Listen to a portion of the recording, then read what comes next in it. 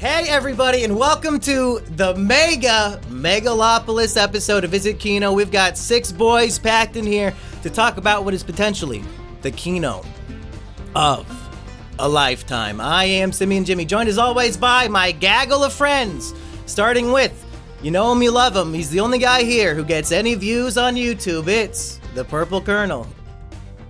I pledge allegiance to our human family and to all the species that we protect, one earth indivisible, with long life, education, and justice for all. I don't like the part about protecting animals in there, seems kind of cucked. We've also You got gotta protect them. Hartsy Pratsy. Kino, more like snoozo. I watched this movie on 2 times speed and it's too slow. Were you also playing Sonic on your other monitor? Yeah, I was also playing Sonic on my other monitor. So we have a man who literally posted this morning on Letterboxd, this might be my new favorite film of all time, with Purple, and then Hartsy, who watched it on 2 times speed on a different screen. We've also got Mr. Eggy. How did you watch this film, Eggy? Well, I gotta tell you, I watched it normally, and having just came last night, I watched it, and then I watched Nezha, the first Nezha, because the second one's been breaking all these records. I wanted to see what all the hype was about. I believe Nezha 1 is about 1 hour less in runtime, maybe, or approximately like maybe 50 minutes. It felt longer. Megalopolis, it's so good, it just flows through. It's just every bit. It feels like it goes just perfect pacing. E-Rich, speaking of movies that flow, do you think Flow is going to win an Oscar tonight as we're recording this? Because fuck Inside Out 2, that's a piece of shit movie, and if it wins, I'm going to burn somebody down. Yeah, we have one positive thing that happened in regards to Inside Out 2, which is that Nazar beat it at the box office as the #1 animated movie of all time. Megalon is going to save my life after I am killed by random street thugs, so I look forward to that. After I'm so angry when Flo loses, I'll shoot E-Rich in the face. Maybe I'll hire a 12-year-old boy to do it for me, and then the magic of Megalon. Last but not least, you know him, you love him, the director of many hit films such as Please Wait and Watch It Later, Low Res Wonder Bread.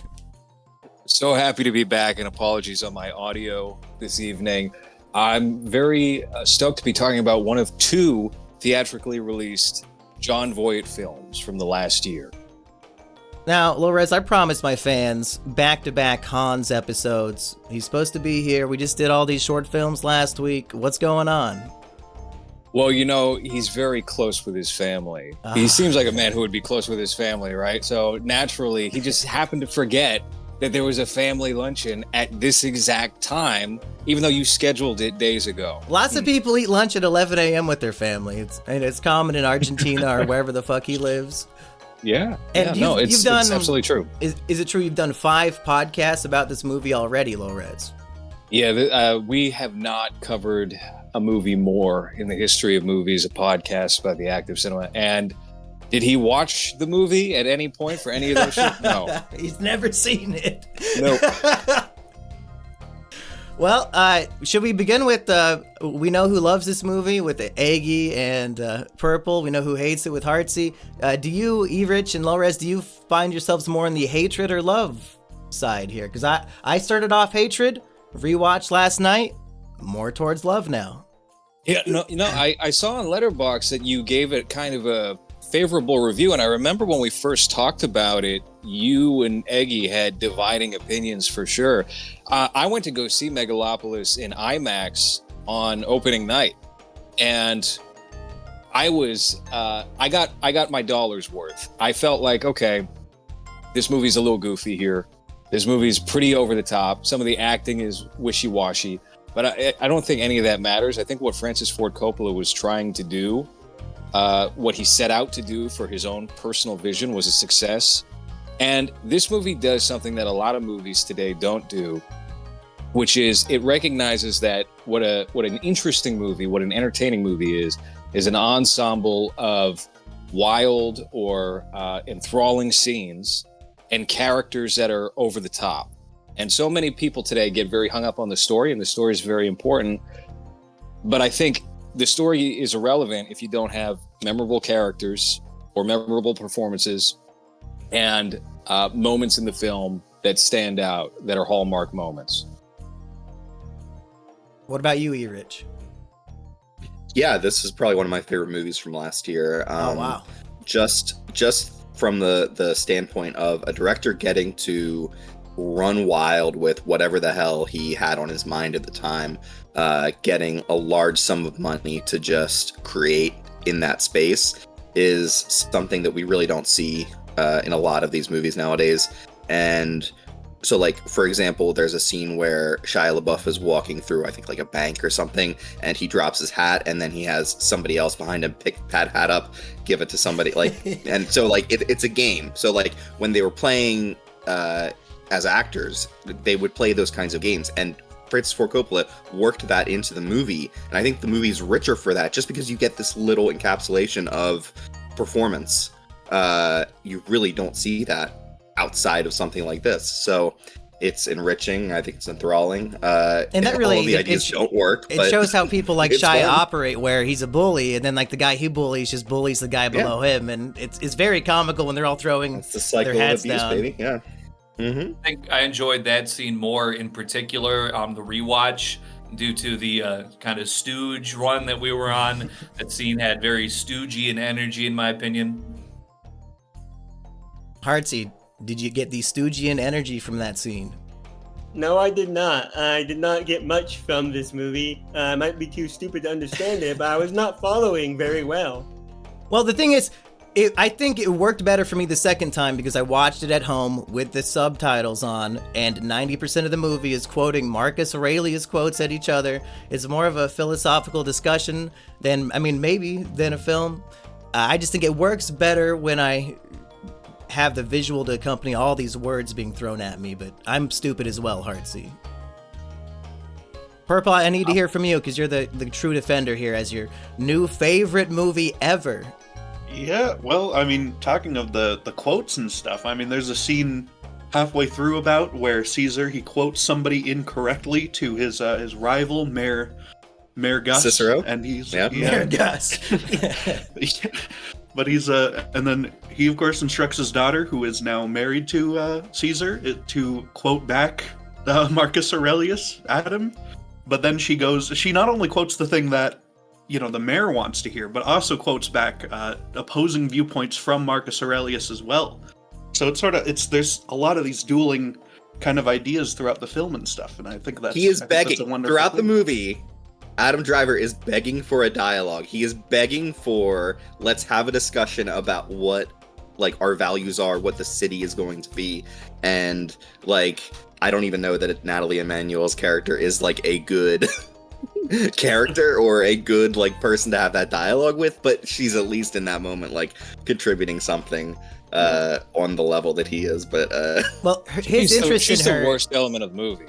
yeah. His interest in her is based on she can notice when he stops time, so it's Stops time. It's right. like, and that's sort of a metaphor for being a true artist, I think, and how like the artist can freeze time with their artwork. And so she's like on his wavelength to some extent that other people are not. And that's what he sees. Well, I think she value functions in her. as a muse. She's a muse, right? She's the thing that like inspires him and like enriches him and makes him feel like he can create effectively. But I feel like I feel bad for her as an actor because she doesn't have a very good role, and a lot of her lines are just like She gets to how- make how out do with you deliver women, this? snort cocaine off of titties. I mean, I would love to have this role. Are you kidding?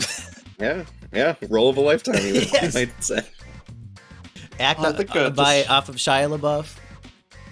I think to some degree, like, because if you're looking at this more as an allegory for Coppola himself, with of course Caesar being Coppola, it's sort of beautiful. Like, this movie is dedicated to his wife who passed away while they were working on it, and it's there's a scene in this around the middle where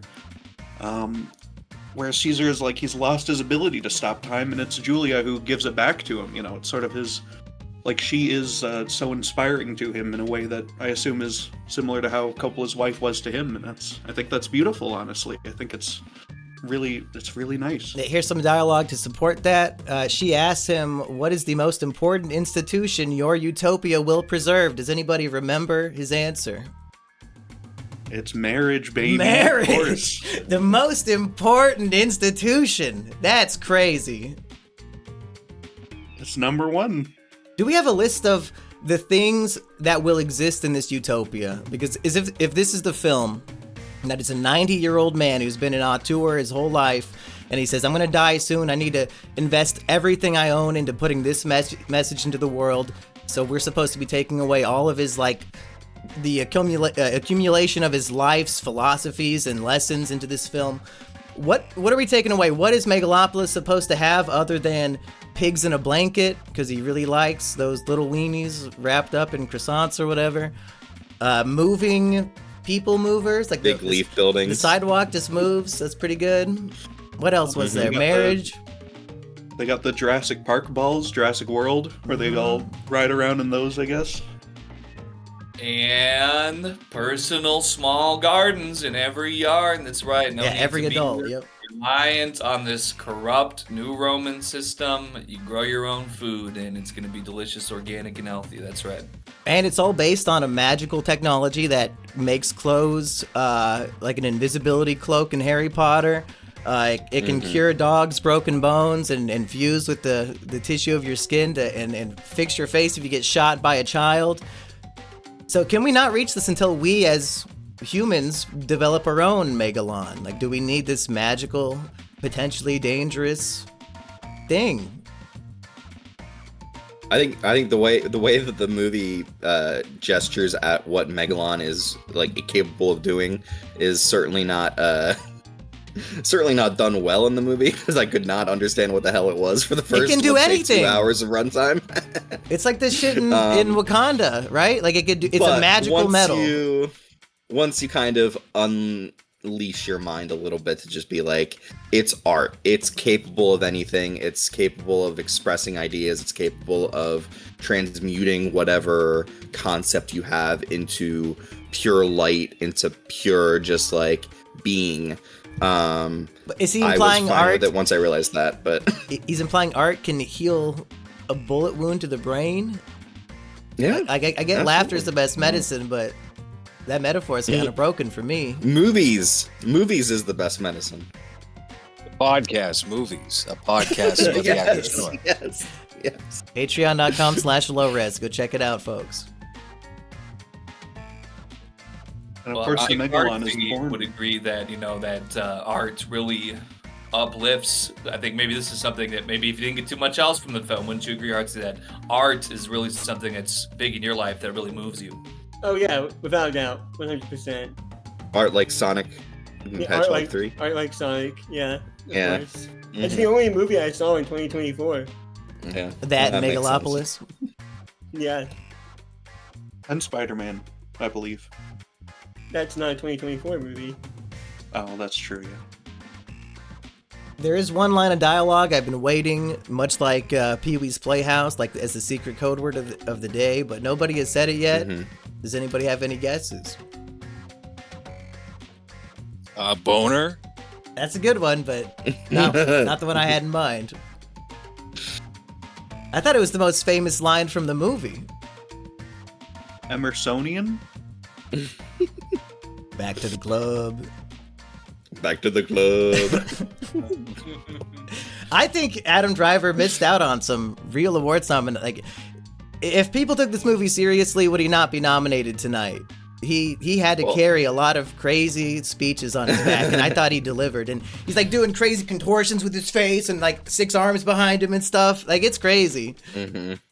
I think that's definitely my favorite scene of the entire film. Really, everything around the Colosseum, kind of from that point through like the defamation of the Virgin, and like then his like other like psychoactive. Like when we were in the theater, like at that point was where I locked in completely and I never stopped. I was like, okay, you got me now. This is some trippy stuff going on, and yeah, I love his sort of just crazy performance that he gives throughout that whole segment. And I like the sort of anachronism of the Coliseum is exactly like a modern day basketball stadium. So like you have those big monitors showing it, but then it's just dudes in chariots and horses going around. That's very funny and cool for New Rome. I think another thing that's interesting for me to point out is Francis Ford Coppola's just insane preoccupation with the idea of doing live theater as one of his like bugaboos that he's wanted desperately to try to figure out. That invisible material, I think, is one of the things he was trying to do, which was you would do that live. You would do like someone whose clothing would like reflect the things around them and create for something that's truly incredible. I could not figure out watching the movie what the hell that was supposed to be, because I was like, it's not specifically that impressive, and I don't know why they're focusing on it so much, but within a live theater point of view, you're seeing something that's so such a cool visual effect that you couldn't do otherwise, but is done before you and is done live. But the movie is not being done live, and one scene was. Yes. If you were lucky enough to see this, one of the special screenings. So really, the only way you could see the film as the director intended is if you were there for those very select few screenings where somebody showed up to interview Adam Driver live. So we'll never understand the movie because we didn't get to witness like a real life piece of art. Like, he's evolving what a movie can be when he does that. Has any other movie done that? I don't think so. You don't get that kind of stuff out of like Quantumania, you know. It's just not there. That's a fair comparison. Nobody probably cost about the same amount of money. Nobody asked MODOK any questions during that fucking movie. Should have fucking asked him, try to figure out what's going on, yeah. Does anybody have like a 1 minute rant or speech in them inspired by this movie that they want to go on? Well, you know, I have never, I don't know if it's just me, like, I never really wanted to like Adam Driver. Like, he's got great performances, but I don't know, something about him. He's kind of ugly. Is sort of, you know, I'm more He's kind of fucked up. I'm more the like ogre ugly kind, you know. I'm not really like the rat ugly kind. He's kind of mousy and ratty, like it's, we have two warring factions of ugly, but I mean, I was very impressed in my first viewing of the film in the theater, and to come back to this, I mean, you know, it's just simple thespianism, you know, but like just sort of the way that his character is written and something about that sort of, you know, the atmosphere of New Rome and the parallels to the modern day, but just something about the way that he delivers his lines and what his lines consist of, and he just seems to fit that role of Caesar so perfectly that I feel like, just having seen it the first time and again, like Adam Driver, like he's doing a leap through the power rankings of actors for me. Like I might just become a real Driver head now. I'm not gonna lie, and I ain't talking about Ryan Gosling. I was a Driver head first from that, and now I'm coming back for Adam. All right. Have you seen A Marriage Story? Because I've not seen that one yet, and I think that might be his powerhouse performance. Rich, is that right? Should I be watching that one? It's probably one of his best. Yeah. If he's yelling at a woman and like punching walls and movie, shit, I gotta see it. Yeah, he's great. He plays a racist guy. In Black Klansman? Klansman. Yeah, have you seen that one, Eggy? Black Klansman. I've only seen that one line of dialogue used in, like Peter Griffin starts doing the bird and he goes, "You spirit chucking pieces," you know, et cetera, et Lores, cetera. can you recite the line? I can't recite the line, but I would recommend two movies where Adam Driver is doing a funny voice, and that is Ferrari, which nobody saw when that came out. That movie rules. It's very good. And then my personal favorite, nobody else likes this movie at all, from another old master, Ridley Scott, House of Gucci. Yeah. House of Gucci is a tremendous treat and would go great with Megalopolis. I would highly recommend it. It's also a good Jared Leto movie. I feel like we must have been going to the theater a lot before House of Gucci released, because I just remember seeing so many teaser trailers for it. I never did see the film, but I seem to recall that critically, I don't think it was either critically or financially. I feel like it flopped in some way, and I saw it was both. Yeah, to those ends, and so that did sort of off-put me a bit on seeing it. But when I was looking at the teaser trailers, I mean, it seemed interesting enough, but I think I'm gonna have to go on a driver run. You know, at this point, I'm talking about golf. You should check out The Last Jedi. That's a really good one. I think Somebody said it best when they said that Jared Leto studied a pizza box when he was doing his performance for Oh, Mamma Mia. House of Gucci. Mamma Mia! Purple, do you have a speech to explain to Hartsy why this is the greatest film of all time? Well, I mean, just one element of the movie film that I'd like to focus in on here is just the visual nature of it, right? Like, sort of put aside some of the scenes where maybe the CGI is a little like travel video or like, you know, it's a little off. But just whenever it's something that's in camera, that's practical, there's the bit where like there's all the people all painted up to look like the bottom of the sea and stuff, and they've got and they move and they reveal Adam Driver's wife, his dead wife. And it's so, there's like, whenever you look at this, there's so much color to the frame, there's so much just glowing light and golden gleaming like things in the frame. It's so nice to look at. You can see like, and a lot of it's super intentional. There's like even from the intro, like the clouds are moving by like it's a time lapse and stuff. Like it feels like he's very much like manufacturing and altering some of these shots in post to like add a layer of like fable and beauty to them that I think it's impossible to ignore, really.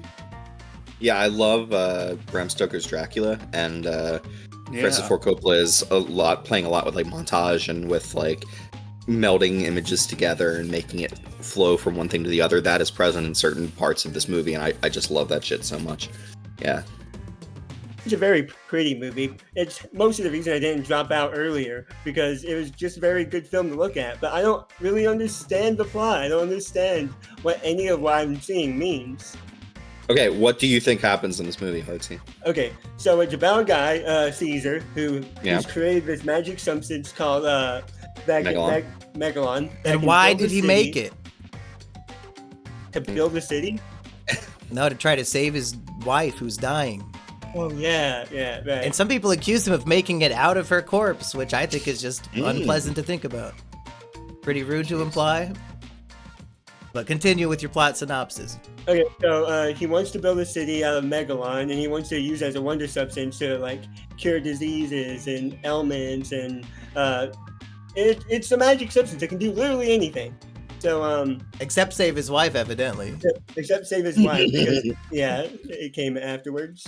But meanwhile, we have Mayor Gus. Mayor Gus. I should not have launched this at 2x speed while playing a video game. Okay, so no, I think we have to punish him now. Mayor We have Gus. to make him synopsize the whole film as punishment. No. He showed up on this podcast not doing the homework. Like, it's time for the pop quiz. Hartsy, do you agree that this is a good performance from Giancarlo Esposito? I'm so bored of him doing just the regular Gus thing every goddamn time I see him on screen. I mean, he's at least going for something different in this. This is the only time I've ever seen a performance of him that is not the exact same character of the overpowered evil guy who does evil things. So I really did appreciate that. It was a new perspective from the Gus actor. And I like Adam Driver. I think he's pretty good in this. Mm-hmm. Hartsy, let me relay to you a real scene in this movie. You tell me if you remember this. So Julia, the beautiful light brown woman who falls in love with Caesar at some point in the film, she's stalking him because there's all these rumors. Oh, he killed his wife. He's a bad man. She's stalking him. He goes to a place he calls Purgatory. He walks in. He's petting the ghost of his wife. There's nobody there. He's just petting the air. Julia is spying on him, sees this, and is relieved. Oh, thank goodness. He loved his wife. He's petting her ghost. Nothing to worry about with this guy. Do you remember that scene happening? I remember him going out to buy flowers, and I think that happened right afterwards, right? Yes, yeah, it's all around there, I think. Yeah, so I do vaguely remember that, yeah. I love that she is so relieved that he's petting a ghost. He buys those flowers, and then when he gets to the room with the ghost, all the flowers start like popping out of the fucking bouquet and flying through the air. But it's only just like 2 of them, so it's hard to notice on a first viewing. But that's a fun detail. Any other fun scenes like petting a ghost that pop out in people's mind? Like maybe the deep fake when he's fucking a not 16-year-old who's really 23? Yeah, that's a weird part of this movie. Like, there are so many things that it's clear that Francis Ford Coppola has either a friend or someone who's been called out for. It might be Roman Polanski. It might be Victor Salva. Victor Salva, probably, because he was the guy pedophile who, Victor Salva. Oh yeah, and when he's who going out of Coppola his way to cast did some that. controversial, perhaps canceled actors in this film, and then he has a subplot about how Adam Driver is falsely accused of statutory rape and arrested, and then it's all bullshit, and it's fake news, cancel culture bullshit. What message are we taking away from this? You're right, E. Rich. Like, this is his final decree to the world before he dies of old age. Mhm. Is that none of my friends actually did it? It's to a hilarious extent, because it's not only that, like, she's not a minor. It's like Yeah. And then he didn't even there's do just it so anyway. many levels where it's like, yeah, he didn't do anything. He's as Like, innocent as humanly possible. yeah, it's very funny the way that gets revealed. It's even more pointed because, like, even before this movie came out, there were allegations of him, like, kissing people on set or whatever, like kissing Yeah, up on some of these yeah. extras. And I think it's great how the movie handles specifically that, like, Vestal Virgin character, because she's outed for lying about her age and for this whole, like, deepfake scandal, and she immediately pivots it. Like the punk rocker lady who shows up, that's the same woman. She's just immediately pivoted to, like, Miley Cyrus sort of. Yeah, it's like act the Wrecking instead. Ball music video. Like, oh, I'm naked now. You caught me. I'm not a Disney Channel star no more. Yeah. Who quit on us? Who could? Hartsy, he gave up. It's too bad. He couldn't handle all the positivity. Mm-hmm. And maybe he just had to, scratch his chest or something. Maybe he's itching, being polite. But yeah, I think really just, I think, yeah, as much as I love every part of the film, really, I don't know. I think just on the rewatch, theatrically, I didn't notice much with the VFX being off. When I did rewatch it on my computer monitor, there was a couple of instances, I think, with Julia and Cicero where the green screen was a little bit obvious. But otherwise, yeah, like you, Rich, was saying, the lighting. I think maybe after Julia comes into his study and she goes through this, where I felt like the green screen was a little bit jarring there, but then it isn't too long after that he's got some Megalon sort of doing this little, like, almost lava lamp kind of float with all this reflection. It's a little bit blurry, a little bit out of focus, but that looks really good. And there's a lot of things that look very well done in the film, but just the psychedelic nature and having that theatrical, not knowing what I was getting into, didn't look into anything with the film previous to going to the theater to watch it, to have that whole Coliseum and psychedelic mishmash. And of course, obviously, I like to enjoy myself a little bit. It is what it is. But, I was thinking to myself, Adam Driver might be literally me as he's, like, flopping around all over the place, getting beat up. Now, I know that comparing Francis Ford Coppola to Neil Breen is like, basically at all just off limits. However, parts of this movie remind me greatly of Neil Breen, mainly the speechifying, the, like, great man trying to spread his message to the world, trying to bring peace to the world, trying to, like, undermine those who seek to destroy society or seek to pervert it for their own nefarious ends.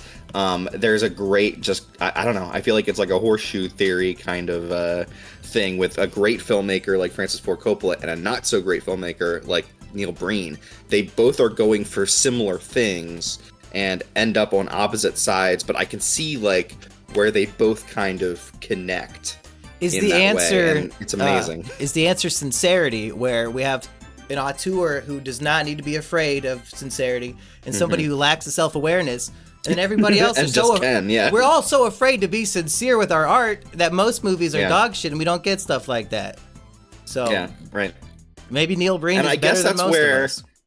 that's where I can excuse a lot of the, like, super anti cancel culture, or super anti going through with accusations against people when it's so clear that, like, some of these people actually did terrible things. It is at least this artist's viewpoint, and it's being expressed on screen, and it is something he believes enough to, like, carry it through all the drafts of this movie. This movie has been in the works for, like, 20 years. more than that probably, but like just it is his point of view. I have to acknowledge that as he is the filmmaker. So like, one of the even if greatest I don't agree with filmmakers it, in history. it's interesting. You know, he's got to be smarter than us to have these great opinions. I think we're lucky that Coppola is a more benevolent dictator god sort of figure, because he does not. He wins all of the wealthy people to his side by the end of the movie. He does not make them simultaneously kill themselves. It's so insane. It is so insane watching this movie because there's very little actual friction between him and the super rich guy.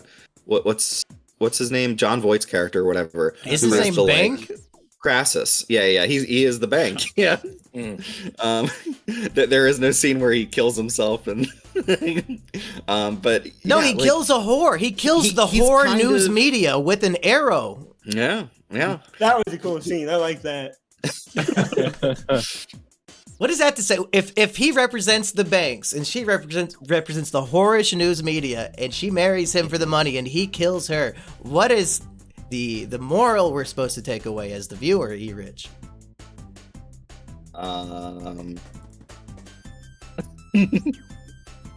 Kill the vapid, only self-interested media that only Like seeks WoW to enrich Platinum? themselves. Yeah. What a great character name. I really enjoy It's all the great, character names in this movie, but especially Wild Platinum. I mean, I think if you take a look at any of Coppola's movies that he's done right before Megalopolis, he did one with Elle Fanning and Val Kilmer, which has like pretty questionable acting and is probably a bigger mess than Megalopolis. I think this movie is entirely saved by the caliber of actors he got here. It is probably the best or most interesting ensemble of actors I've seen in a recent movie, where he's not drawing just from like the go-to stable of actors like a lot of Warner Brothers movies will do, or Disney movies will do. They have their like 50 names or something that they're always going to pull from. Here you've got Aubrey Plaza, you've got John Voight, Dustin Hoffman. And Dustin Hoffman is actually not very good for like the 2 minutes he's in the movie. Right. They rush him off. They kill him immediately. He had to have a bigger part in like the overall script, but they like shorten it down to like a minute. That's exactly the vibe of it. Yeah. Shia LaBeouf is terrific. And of course, like I think if you don't have Adam Driver in this movie, then it doesn't work. Yeah. It really would not work. And to the point of like Neil Breen, I think the other commonality between these two, besides sincerity, I get the sense that both are inspired by The Fountainhead, the book The Fountainhead. There seems to be a lot of influence that's drawn from that, especially with this. I think with Megalopolis, it's much more obvious because Coppola is just more competent and he's going one for one. But I think that would be probably something that these two would share as an interest. Does The Fountainhead end with a big speech or something? I'm not familiar with it. I'm sure there's tons of speeches. There's tons of speeches in it, yeah. And the character of Caesar in this movie is basically Howard Rourke, who's the lead character in The Fountainhead. That's like an Ayn Rand book, right? I know that one of his books, or one of her books, is famous for having like a 20-page long like monologue at the end of it or something. Sounds like Atlas Shrugged to me. If I had to guess. Yeah. Should we do a mini-series watching all the film adaptations of Ayn Rand books? Oh my God. Daily Does Atlas Wire Shrugged just movies? acquired it. Yeah, there's 3 of them. There's 3 of them? I thought there were only 2. Did they finish Atlas Shrugged? Because they did like a part 1. Was there ever part 2? There was a part 2, and then they gave the Atlas Shrugged property to somebody else, and then they just threw in like a 3rd one. Like the epilogue gets its own movie? Holy shit. Yeah, something like that. I haven't seen any of them. I haven't read that book, so I'd be interested. I just wanted to give a quick. They take. recast every single fucking time. Go ahead, Eggy. In regards to the scene of Wow Platinum getting the old crossbow, I think, in my opinion, it's like the media and the big money are in bed together. But if the media is going to overstep their boundaries, the moneymaker is going to be the king of the castle every single time. They're not the source of the money is not going to be overthrown. The banks will not be overthrown by the media. They will happily engage, but if they get too close to the truth, too much grasp, too much grip, they get taken out. And this is Crassius the Third, so this is, deep old money. They've had the power over the media, you could imagine, for generations, and I can't even imagine who this character might represent in the real world. It just boggles the mind. Speaking of characters that have resemblances in the real world, when this film released, there was quite a controversy about such slogans and signs like "Make Rome Great Again," wearing a lot of red hats. But the weird thing is, if Shia LaBeouf is Trump and he's doing all the Trump shit and he's rousing up all the trailer trash people, oh, follow me, I'll be your leader. At the end of this movie, they turn on him and kill him. Maybe Francis Ford Coppola did not expect the outcome of the 2024 election, but I don't see the Trump people lynching him anytime soon. Maybe Mike Pence. I don't know. I'm seeing some of these videos of like Republican town hall meetings and stuff where they're getting mad at some of these senators cutting off their like veterans aid and stuff like that. So yeah, he might be ahead of his time as always. I think for the whole movie here. Cutting the boomers' social security, brutal. Got some World War II vet who's like an old sniper and he's outside the White House. I'll get it done. To peacefully hold a sign, just like in the movie. Yeah. They were not peaceful to Shia at the end of the movie. What do you think of this, Eggy? Mussolini. Elvis impersonator singing "America." In the, do you want to give us your take? That reminds me something I took away from my initial viewing in the theater, because there was a couple of times I believe in the film, but that one did stick out to me, just probably because of Elvis. But yeah. the try shot with the vertical splits, I don't feel like I've really seen. I'm thinking maybe like, I don't think it's Catch Me If You Can, but like one of these, or maybe like Rat Race or something. I get a vision in my head where there was like a film where there was like these the Ocean's movies. The three, maybe that could be. Maybe I'm thinking of Leo DiCaprio in that. I don't think he was in there. Yeah, there's sort of like just things going on in these different splits, and it was very, once again, I enjoyed it more, I think, in the theater, not having seen it before, and it was just something different because it's kind of all this coming up in front of you, and you gotta kind of, soak it all in. But yeah, good montage there, and I enjoyed how that was put together. I really love the idea that Coppola might have been inspired by Rat Race for this movie. It is one of the last good movies to ever be made. 9/11. Yeah, it's a defining comedy. picture. A defining picture of the 21st century. Speaking of 9/11, this is one of the only movies that has like Hans worked made it. Hans is here. Speaking of 9/11, here comes Hans. Maybe not, but continue. Hans, with did you 9/11. accidentally pick up did you butt dial this call, Hans? We can hear his family luncheon. Adios mio. Continue, you Rich.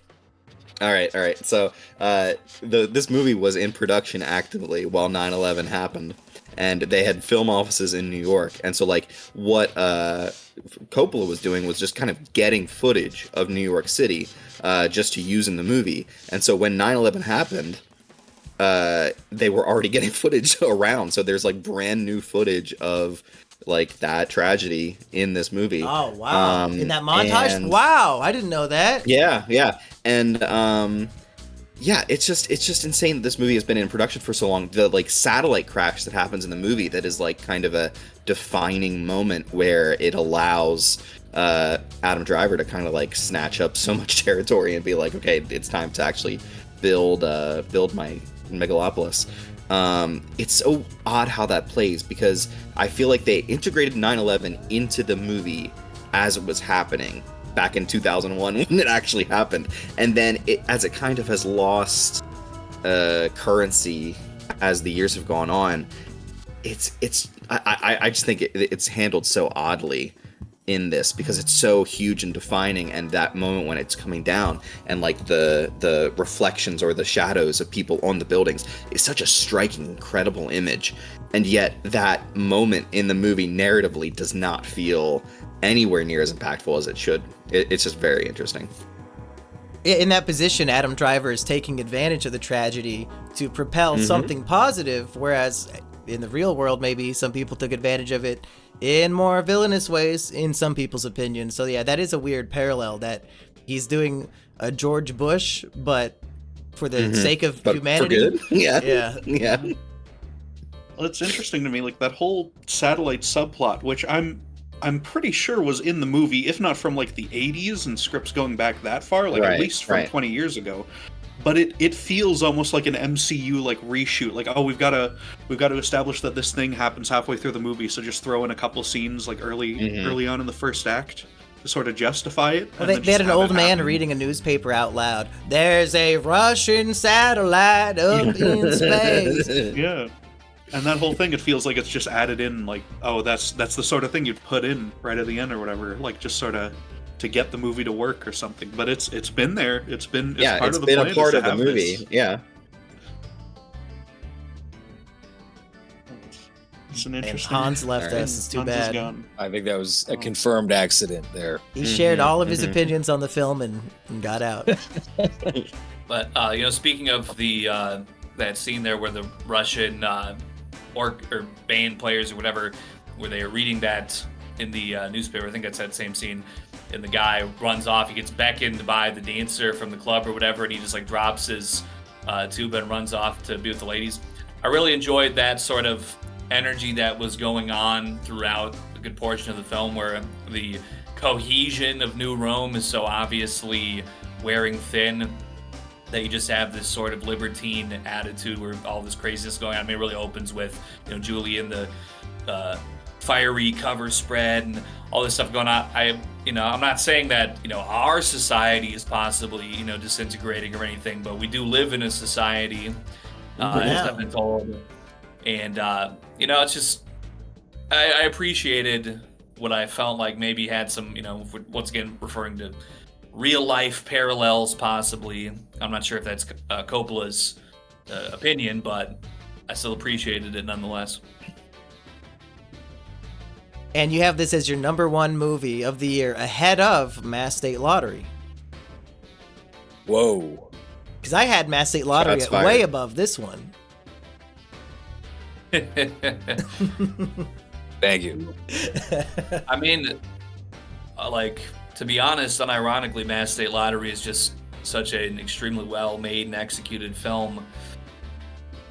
I'm really a Megalopolis glazer, but I'd probably have them neck and neck, to be honest. There were 0 shots in Mass State Lottery that you could say are a bad visual effect. 0. So by that standard, who's better? Low Res or Francis Ford Coppola?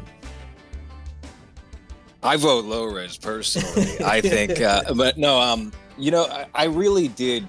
When I was watching Megalopolis in IMAX, kind of what you were saying before, Eggy, the cinematography of this movie is so pronounced, especially during the bidding of like, you got to protect the Virgin, her purity scene. It felt very like Michael Cimino, Heaven's Gate, roller skating scene for 40 minutes. Just like, we're going to take a detour into something that's like not really relevant to anything and might not come back into play at all.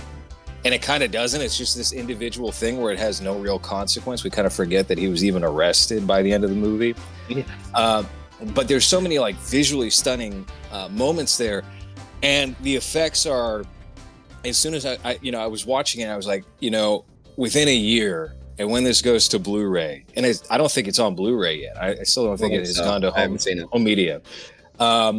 These effects are going to look hit and miss. They're going to be wishy-washy. Yeah. There's certainly some moments in there where they're using like the short throw projection screens, where they've used that on the Batman and a lot of Disney shows, and I think that looks pretty solid. Certainly some of the lighting schemes are terrific. And then, you do have some moments with very not so great green screen that is going to stick out, and I think it's going to age poorly pulling it up on a television set now. So I don't know. I think it's really throwing so much at the wall to see what's going to stick, and I don't know. I just admire Coppola for really going for it with this one and not wasting time and resources to play it safe. And speaking of maybe glazing Coppola a little bit, Eggy, you posted this quote from him when he got the Razzie Award that I thought was a pretty good little thing. Should we read this on here? What he had to say defending this movie? Yeah. Do you have it pulled up? 'Cause you I'll shared it scroll in the thing. Oh, that's right. That was in the Kino chat. Okay. Sure. All right. So Francis Ford Coppola, he posted a couple of days ago on Instagram, and this is a collaborative post he did on Instagram with the Razzie Awards. If you're not familiar in the audience, it's an award show. It's like anti-awards. It's to recognize the worst films, and this is what he had to say. Quote, I am thrilled to accept the Razzie Award in so many important categories for Megalopolis, and for the distinctive honor of being nominated as the worst director, worst screenplay, and worst picture at a time when so few have the courage to go against the prevailing trends of contemporary movie making. Now, pause right there, because there's a quote from the movie that I think really articulates that. When they're quoting Marcus Aurelius, and she wants to one-up Gus, she says, the object of life is not to be on the side of the majority, but to escape finding yourself in the rank of the insane. And he's basically saying the same exact thing in that what you just said, but continue. And yes, you can use here. In this wreck of a world today where art is given scores as if it were professional wrestling, I choose to not follow the gutless rules laid down by an industry so terrified of risk that despite the enormous pool of young talent at its disposal, may not create pictures that will be relevant and alive 50 years from now. What an honor to stand alongside a great and courageous filmmaker like Jacques Tati. I don't know if I pronounced it right. Who empowers himself completely to make one of cinema's most beloved failures, Playtime. My sincere thanks to all my brilliant colleagues who joined me to make our work of art, Megalopolis, and let us remind ourselves, that's how he's put it, let us remind ourselves, that box office is only about money, and like war, stupidity in politics has no true place in our future. Thank you, Purple. I was about to do it myself. So fucking true, Mr. Francis. I hope he goes up and he accepts a Razzie in person. I think maybe a couple people have done that throughout history, like a couple of actors. Yeah. But if I think Halle Berry did it after she won the Oscar. And she brought her Oscar on stage with her. The same year. Yeah. Accepted the Razzie. Yeah. What is But if he went up Playtime? and he gave a speech. Lores, have you seen Playtime that he's talking about? I actually have not seen Playtime. That's one that is on my list of things to watch. Is that a recent movie, or did it win like years ago? It's old. No, it's 60s or 70s, I believe. 1967, December 16th to be exact. Why is he comparing himself to that out of nowhere? Could that be like he Googled like Razzie and he looked up like the first Razzie Awards or something? The first Razzies were not in 1967, I don't think. Okay. Maybe not. That would be very funny, though. Okay. He probably just knows about this movie then, and this filmmaker, I guess. So. Well, keep in mind, he's almost 90 years old, so that would be like a special memory maybe of going to the theater when you're 10 or something for whoever on this podcast. That was only when he was like 40 years old, so it was probably a very relevant movie to him then. Well, I'll just say this, just a couple quick excerpts from Playtime's Wikipedia under the reception section. Debts incurred as a result of the film's cost eventually forced Tati to file for bankruptcy. It was commercially unsuccessful. It was complained to be too long, so he had some shorter cuts. He refused to provide cinemas an altered 35mm version, only distributing a 70mm version. But however, retrospectively, Playtime has come to be regarded as a great achievement by many critics, holding a 98% on Rotten Tomatoes based on 54 reviews. Okay. That's definitely a very Coppola story then, because I believe it was One from the Heart was a movie that he made that had a very similar which was production issue. Was another live cinema thing that he tried to do, where it's like basically just done entirely like a play, I believe. So Dream Machine, give Lorez $100 and he'll review Playtime. I mean, I'll probably review it for free. But yeah, if somebody wants to financially incentivize it, by all means. Lorez, did you know that me and Eggy copied that from you guys, and you guys are much more successful at it than us? We've only had maybe 4 or 5 buyers total, and we turn it into a whole edited video. You guys just do a podcast. Yeah, maybe you got to charge higher. I think maybe if you put a $200 label on it, it'll actually attract people, because you're doing a lot more work to actually supply the dedication to the viewer selection there. And there's a psychological thing where it's like, okay, well, if it's priced higher, then it must be more valuable. I could use a bigger cut. Editing that shit sucks. So yeah, you're right. It's $200 now. If you're gonna pay $100, you're gonna pay $200. That's just how it is. That's exactly the logic. That's exactly the logic.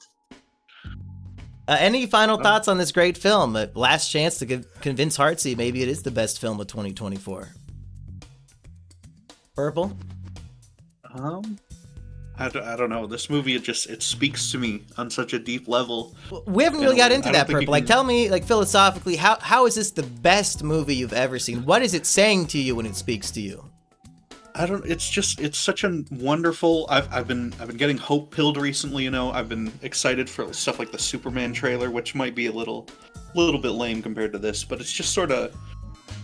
Coppola feels like he has such a hope for humanity and such a wonderful amount of like optimism for the future of the species, and like we can pull our civilization back from these like vultures and from the evil corporate media and whatever else. Like we can win this, and he truly, I think, believes that, and that just speaks to me.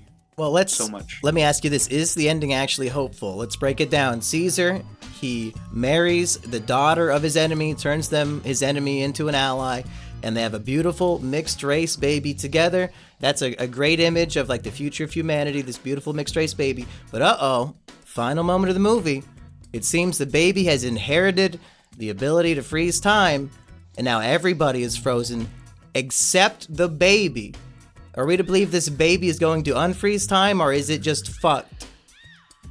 I think maybe that's more of a metaphorical sort of ending, perhaps, rather than a literal. I saw it literally happen. Like the baby was still moving, and Adam Driver was stuck, frozen. Does the baby have a consciousness to unfreeze time?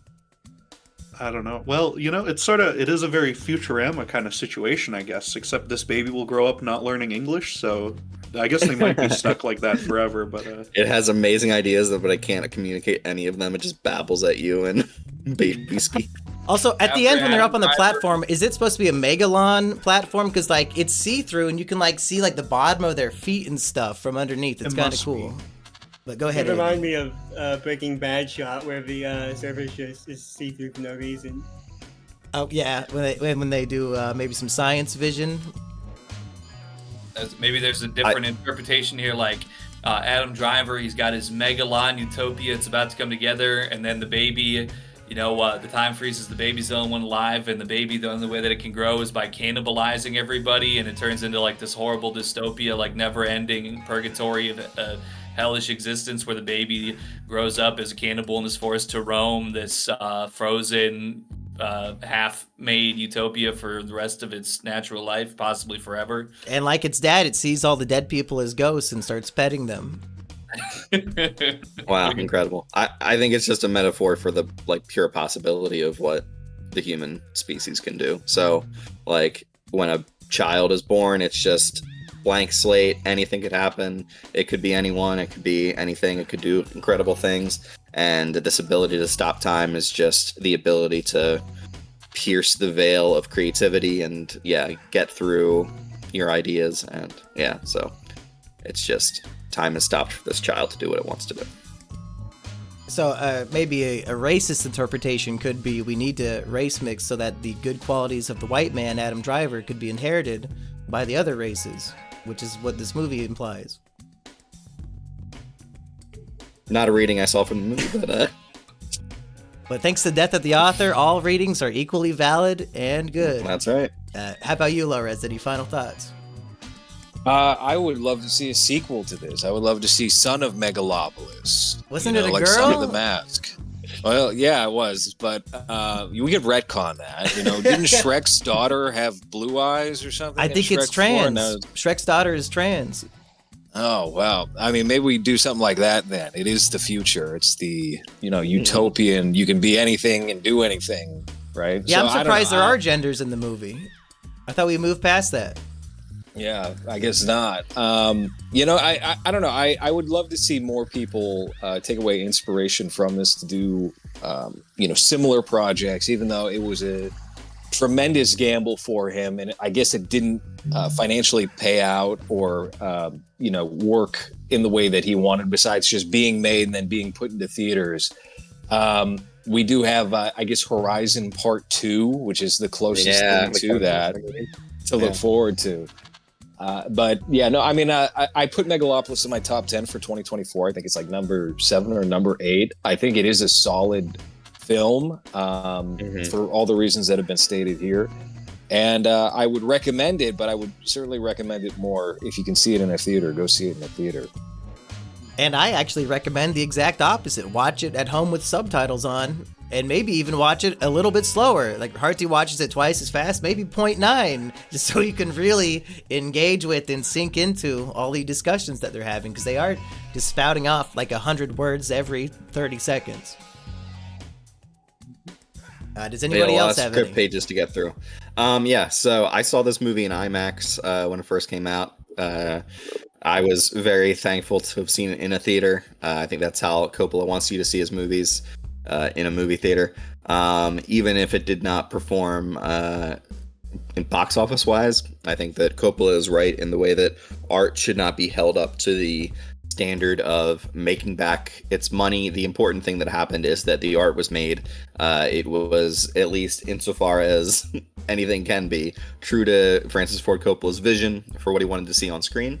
And he got this group of actors together. They were able to put on the show, and they made it. So as an act of art, as an act of filmmaking, I think it's interesting to watch. Even if you don't like it, it's interesting. I think even Hartsy, who maybe liked it the least, at least saw something worth seeing from this. And at the end of the day, that's all you can really ask for from art. So yeah, We saw I violence enjoy against this a movie quite a woman. lot. That's pretty good. Well, I think this movie, its theme, I think, is best exemplified from my favorite quote of the film. When we ask these questions, when there's a dialogue about them, that basically is a utopia. And we've just sat here for a full hour talking about this film, so... But utopias turn into dystopias. Well, My favorite quote from the movie is, everyone prefers girls. That's That was pretty good. Prefer the company of women, which, Yeah, to be prefer- fair, who yeah. doesn't, right? I mean, we got My 6 favorite men quote here. is, "I'm oral as hell," or whatever. And then she'll make you say, wow, Platinum. Yeah, right. Anybody want to plug anything? We already got patreon.com/lowres in there, but what else, Lowres? Well, still figuring out what the release is going to be for Mass State Lottery. I think we are going to officially have our screening announced for probably April. I think that'll be it. But in the meantime, just follow on Lowres WB on X, and patreon.com/Lowres Movies, a podcast about the active cinema on Spotify and Apple Podcasts. And Erich, when are they screening your movie? My movie, I'm trying to think of what I would make. Probably a movie about a life-changing occurrence that happens to young Francis Ford Coppola that makes him want to write Megalopolis. Like how Doc Brown fell off the toilet and he invented time travel in that moment. Like, you want to see what inspired Megalon? Yes. Maybe he's in the jungles of Vietnam and he's like, what if I could create a city with only the best things? I'm gonna plug a podcast that has nothing to do with Is It Kino. It's called Going Rogue, and there's an episode about Megalopolis, and I think the person who put it together does a great job of going through the various scripts and the various drafts of Megalopolis and figuring out what and how the movie changed as it was developed, and I found it very insightful. She's pretty not a fan of the movie, but I think just from a point of view of wanting to know how the movie changed through the years, I think it's a really interesting look at how things went. So Going Rogue, her episode about Megalopolis, is very good. She's like the atheist who could tell you more about the Bible than a church-going Christian. That's right. Eggy, what are you plugging? Well, I just want to echo E-Rich and Low Res real quick. I personally thought that a theatrical viewing was the superior way to experience the film. I would highly recommend the film to anybody, but especially so, just keep it in mind, if you do not have any intent to watch this film anytime soon, if you hear anything about a theatrical showing in your area for whatever reason, that would be the time I would say to pounce on that. I think it's the way to go. With that being said, make sure that you go to the YouTube channel, Mumkey D. Jones, and subscribe for the One Piece Virgin Egghead podcast, starring Mr. Eggy V. Rodriguez, me, myself, and I, and, of course, my real captain, Mr. Simian Jimmy. So make sure to go like and subscribe and become a member and all that good stuff on that channel. Purple Colonel, you guys just put out a new podcast this morning. Yeah, I've got to recommend a fourth podcast here, the Colonel Cast, over on my channel, Purple Surplus, my second channel. If you want to hear Is It there... Kino with Florian and E-Rich and Purple, but just not the Mumkey guy, you're going to love Purple Surplus. And I listen to it every episode, so I enjoy it. I don't have to put in the work, and I can still get all the enjoyment of Is It Kino. Hell yeah. I mean, we did Megalopolis on there for episode 3 with E-Rich here. And it was a great time. And just today, as we're recording this, we put out the Captain America Brave New World Order. I'm halfway through episode. it. Then I had to record this, yeah. but I'll finish right after. What was the dumb thing Florian said in this one? Last week's episode, oh god, he thought that a movie from like the 60s used CGI, like Batman 66. He said, "Oh, they used CGI for that." Yeah, that was pretty good. So if you missed those old Florian opinions, click the link in the description. Go check out that channel. I was very heartened to hear recently that a theater collapsed that was showing Captain America Brave New World, but there were only 2 people in the theater. Did they die? Nobody was hurt. Oh. No, nobody was hurt. Would have been good if it just collapsed on them too, to like God's punishing them for seeing the movie. And Hartsy, what are you plugging? I have nothing to plug. I'm just happy to be here. We're happy to have you. Let's have Hartsy on every episode, even if he hasn't seen the movie. Yes. Why not? You can just tell us what Sonic did Absolutely. that day. Before I let you all go, do we have last-minute predictions for tonight's Oscar winners? Even though this will be out of date, we'll all look very stupid. Is Honora winning, Low Res? We did a whole podcast about this. I'm going to say Honora doesn't win, in fact. And I don't know. I'm personally hoping Demi Moore wins Best Actress because I have a wager on that on Poly Market right now. I'm really hoping this Eggy, comes through get on for me. there. Hey, I just won $60 already today. I'm going to walk away with my losses. I mean, my wins. I think you need to Hell put yeah. $60 on Mikey Madison right now. Wow. Megalopolis will be snubbed, and I believe Dune Part 2 will also be snubbed because it came out many months before most of the other movies. Is You don't think it'll win all the Megalopolis technical nominated? awards? Maybe a couple. It might win a couple of them, but I don't know. I don't think Megalopolis got a single nomination at the So it's not Oscars, getting snubbed It's already tonight. snubbed It's already been snubbed. I didn't even Yeah. know. That's Yeah. so sad. Oh, well. I think we're actually going to be, and this is probably going to be wrong. I think we're in for a conclave Best Picture surprise. I just got a sense of that, get a vibe of that. But I don't want to watch that one. It's pretty dull, except for the big twist, the M. Night Shyamalan twist at the end. That actually the Pope, I won't spoil Is it. trans? Oh well, yeah, the Not Pope even. has a vagina Yeah. or something. Okay. I think Emilia Perez sweep it just wins everything. I would be delighted, honestly, because I don't hate that movie. And the more I hear positivity about it, I want to be in that camp. Because anything that pisses off those people is good in my book. So it's got to be good. Any other Well, predictions, Eggy? Seeing as, there's a film that's got a lot of nominations. You might have heard of it. It's called The Brutalist. And from what I understand, a good friend of mine named the Kino Corner, his friend made that film. Oh, wow. And so, Yeah. therefore, due to my support of the Kino Corner universe, I'm definitely throwing my weight, and there's a lot of that behind The Brutalist. Surprise sweep, maybe. I still haven't seen the film to even know if it's good, but if it got that many nominations, it must be.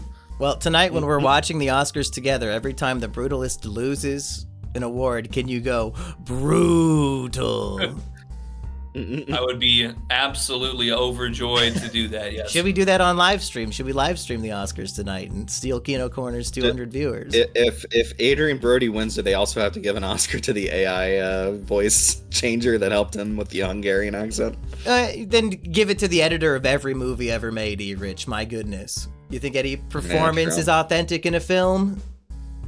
How dare you? Yeah. You know how much AI they did on Hans and Mass State Lottery? So much. I'm actually looking. I signed up for Respeecher, which they used on The Brutalist, because I was like, could I give Hans another accent? Fix him. So I just started. Yeah. Could I make him sound like all American now? That would kill me if you changed Hans to be American. So we're exploring up. I want the original Hans cut. Didn't we say last week if Amelia Perez wins, Eggy has to get transgender surgery? Didn't we say that on the short film episode? Hey, let me get that Megalon. Maybe I'll switch out every other day. Oh, yeah. Maybe I'll get a couple of both, and I can just, I'm already pretty much an amorphous, self-producing, reproducing creature as it is. So that's my only thing to say about that. I think that's it for This Is a Kino. Go check out Megalopolis. It's not going to be playing in any theater ever again, so don't listen to these fucking guys. Just watch it at home. Don't wait for something that's not going to happen. Might as well just get hit by a fucking Russian satellite before that'll happen. See you next time, folks. Goodbye. Bye.